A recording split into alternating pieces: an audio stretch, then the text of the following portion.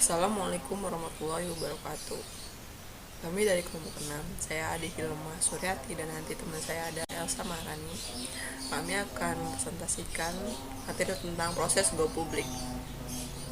Go public atau Eminet merupakan salah satu cara yang dilakukan oleh perusahaan untuk mendapatkan tambahan dana dalam rangka pengembangan dana yang diperoleh oleh perusahaan.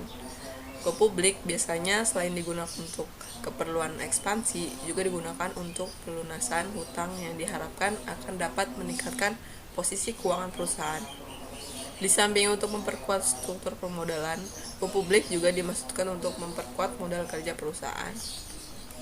Go public atau sering disebut juga penawaran umum adalah kegiatan penawaran saham yang dilakukan oleh perusahaan kepada masyarakat atau publik. Dengan menawarkan saham kepada publik, maka perusahaan tersebut akan tercatat di bursa menjadi perusahaan publik atau terbuka. Proses go publik di Indonesia. 1. Tahap persiapan. Dalam rangka mempersiapkan segala sesuatu yang berkaitan dengan proses go publik, pada tahap yang paling awal, perusahaan perlu melakukan rapat umum pemegang saham atau RUPS untuk meminta persetujuan para pemegang saham dalam rangka go publik. 2. Tahap pengajuan pernyataan pendaftaran. Pada tahap ini, perusahaan menyampaikan pendaftaran kepada lembaga terkait, Otoritas Jasa Keuangan atau OJK. 3. Tahap penawaran saham. Tahap ini merupakan tahap utama karena pada waktu inilah Eminet menawarkan saham kepada masyarakat. Penawaran saham di pasar perdana atau IPO. Investor dapat membeli saham tersebut melalui agen-agen penjual yang telah ditunjuk. 4. Tahap pencatatan saham di Bursa Efek. Setelah selesai penjualan saham di pasar perdana, selanjutnya saham tersebut dicatatkan di Bursa Efek Indonesia. Investor yang tidak kebagian di pasar perdana bisa membeli di pasar sekunder Bursa Efek Indonesia. Selanjutnya,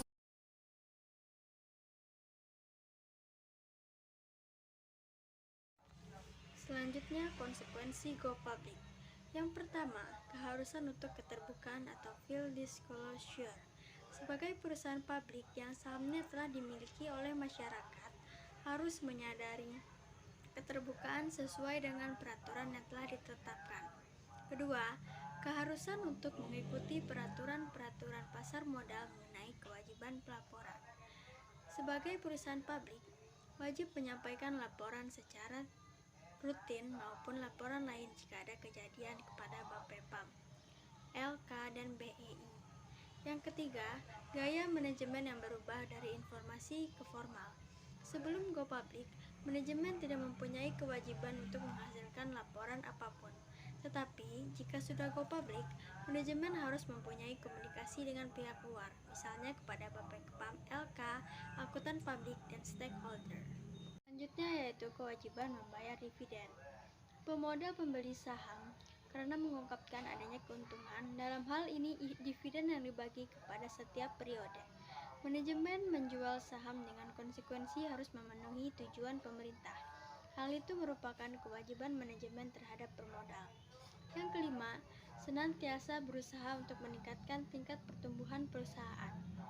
Selain kewajiban membayar dividen, manajemen harus menunjukkan kemampuannya untuk bertahan dalam dunia persaingan. Dari segi lain, manajemen senantiasa bekerja keras untuk memenangkan persaingan. Dengan hal itu, semua memerlukan dana. Jadi, manajemen harus mencapai titik yang optimal supaya dapat membagi dividen yang memadai.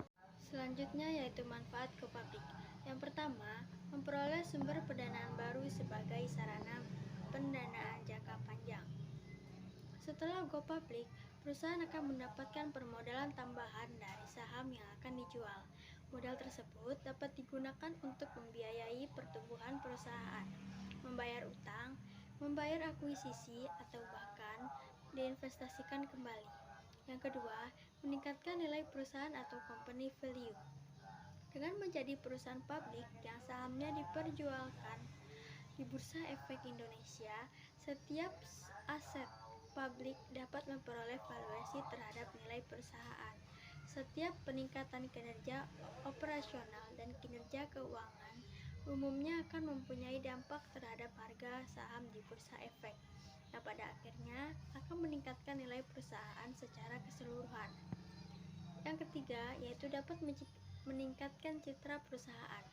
Perusahaan yang dimiliki oleh masyarakat mendorong dengan adanya keterbukaan informasi atau transparansi.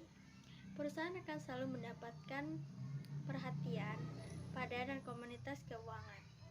Keterbukaan informasi tersebut akan meningkatkan citra perusahaan serta pengenalan produk yang secara luas dan dapat menciptakan peluang baru dan pelanggan baru dalam bisnis perusahaan.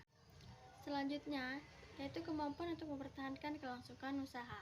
Dengan menjadi perusahaan publik, kemampuan perusahaan dapat mempertahankan kelangsungan hidupnya akan jauh lebih baik dibandingkan dengan perusahaan tertutup.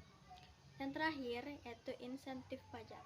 Pemerintah memberikan insentif pajak kepada perusahaan yang go public berdasarkan Peraturan Pemerintah Nomor 56 Tahun 2015 tentang perubahan atas Peraturan Pemerintah Nomor 77 Tahun 2013 tentang penurunan tarif pajak penghasilan bagi wajib pajak badan dalam negeri yang berbentuk perseorangan terbuka.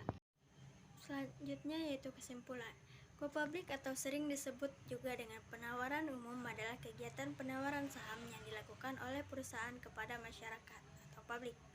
Dengan menawarkan saham kepada publik, maka perusahaan tersebut akan tercatat di Bursa Efek Indonesia dan menjadi perusahaan publik atau terbuka berdasarkan tata cara yang diatur oleh Undang-Undang Pasar Modal dan peraturan pelaksanaannya. Sekian dari kelompok kami, mohon maaf apabila ada kesalahan dan kekurangan. Wabillahi taufiq wal hidayah. Wassalamualaikum warahmatullahi wabarakatuh.